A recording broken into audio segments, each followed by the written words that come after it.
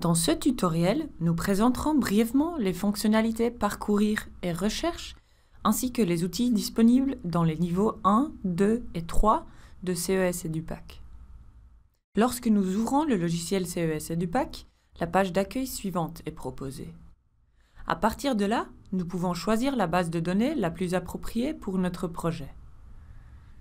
Les bases de données CES EduPack niveau 1 et niveau 2 à caractère introductif se trouvent sur la gauche.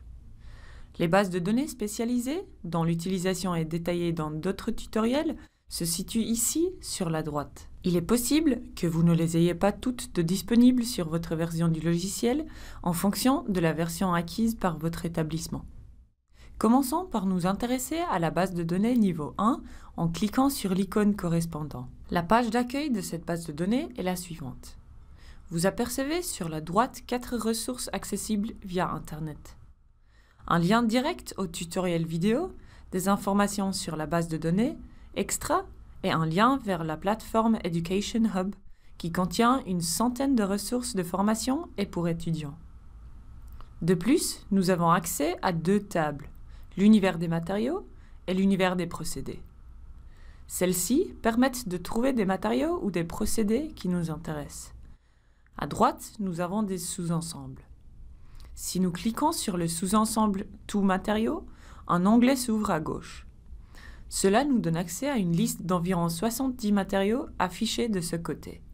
Si nous sommes intéressés par la famille des métaux et alliages, il est possible d'ouvrir le dossier en cliquant sur la flèche située ici.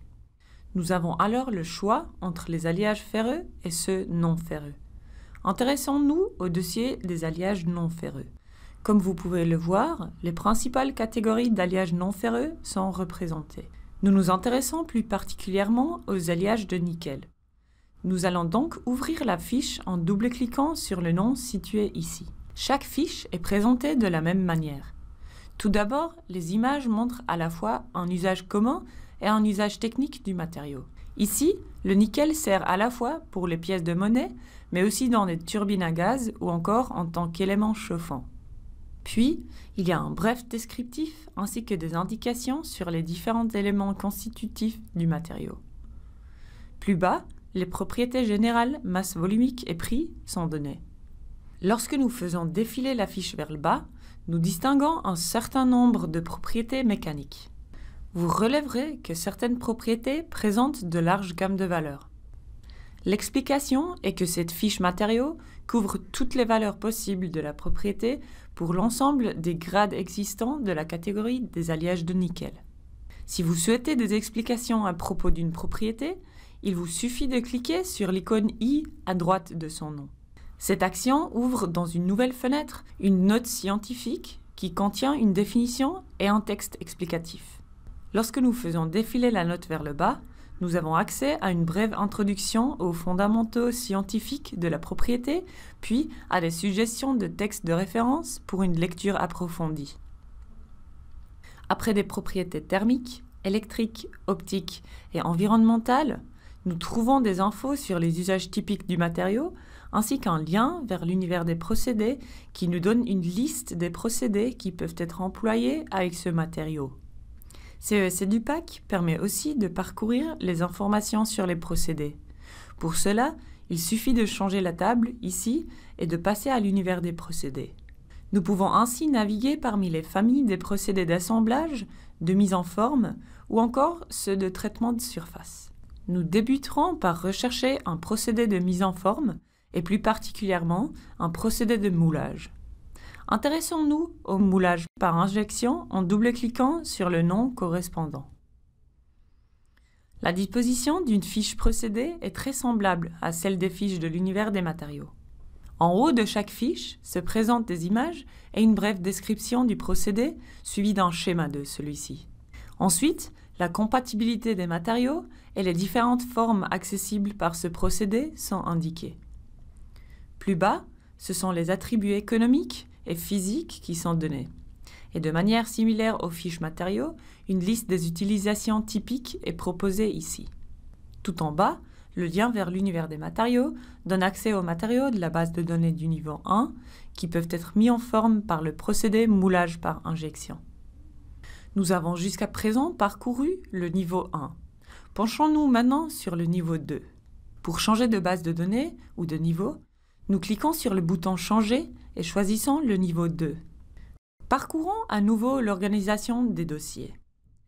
Comme vous pouvez le voir, au niveau 2, il y a maintenant 3 fiches disponibles, une pour les alliages nickel-chrome, une pour les super-alliages basés sur du nickel et une pour le nickel pur. Intéressons-nous au super-alliage. Au premier coup d'œil, il semble que rien n'a changé. Nous avons notre image, une légende, une description du matériau et la composition. Toutefois, dans les propriétés générales, nous pouvons remarquer que la date de la première utilisation du matériau est indiquée. Lorsque nous faisons défiler la fiche vers le bas, il y a un nombre plus important de propriétés mécaniques et des données sur les propriétés thermiques, électriques, optiques, une section sur le risque de matière critique ou encore des indications de possibilités de traitement qui sont fournies. Plus bas, il y a plusieurs sections sur la durabilité et le contenu des informations environnementales, quant à lui, a été étoffé. Le niveau 2 contient en plus, en bas de chaque fiche, des recommandations de conception et des notes techniques, ainsi qu'un diagramme de phase, quand cela est pertinent. Il y a aussi une section avec des usages typiques et des noms commerciaux les plus communs. Nous avons toujours un lien vers l'univers des procédés, mais aussi des liens vers des producteurs et des références.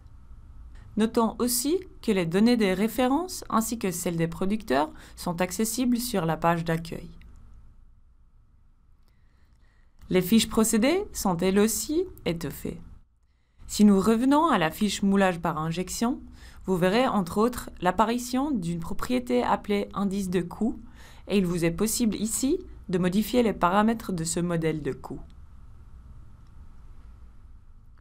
Il est possible de retrouver les données que nous avons vues jusqu'à maintenant en utilisant la fonction « Rechercher ». Vous pouvez ainsi entrer des mots dans l'onglet de recherche ici, tels que des noms, des marques d'usage ou encore des applications. Pour conclure cette vidéo, nous allons jeter un coup d'œil au niveau 3 qui est en anglais. Pour changer de base de données, cliquons à nouveau sur le bouton « Changer » et sélectionnons le niveau 3 ici sur la droite. Parcourons à nouveau l'arbre des dossiers. Vous remarquez qu'un nombre beaucoup plus important de fiches matériaux est disponible. Le dossier nickel contient plus de sous-dossiers correspondant à différents alliages. Explorons maintenant les alliages de chrome. Ouvrons le dossier des alliages forgés et choisissons un Inconel. Par exemple, l'Inconel 625, qui est typiquement utilisé dans des applications à haute température. Cette fiche matériaux est bien différente de celle des niveaux 1 et 2. Les données, en anglais, sont plus détaillées et très pointues. Cette base de données est généralement utilisée pour des projets de conception et de design où un tel niveau de précision est requis. CES EduPack n'est pas seulement capable de parcourir et rechercher de l'information, mais il permet aussi de sélectionner un matériau ou procédé pour une application particulière, évaluer l'impact environnemental d'un produit, estimer les propriétés des matériaux hybrides en utilisant les données et comparer les coûts de différentes routes de fabrication de pièces. Et il y a des ressources de formation en anglais et en français sur notre site web.